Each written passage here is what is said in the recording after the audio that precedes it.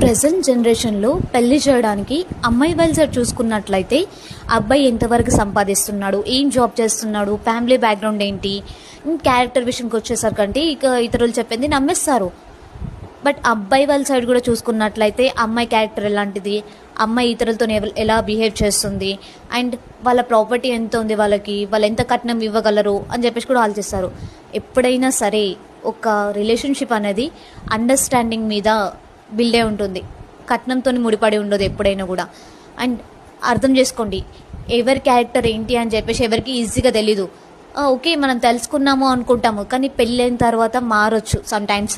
But ఎవరైనా సరే, అబ్బాయి అయినా సరే అమ్మాయి అయినా సరే, సిచ్యువేషన్ని హ్యాండిల్ చేసుకోవాలా. ఒక అండర్స్టాండింగ్తోని ఒక రిలేషన్ని మనం ముందుకు తీసుకెళ్ళాలా, కానీ బ్రేక్ చేయాలని చెప్పేసి కూడా ఆలోచించకూడదు.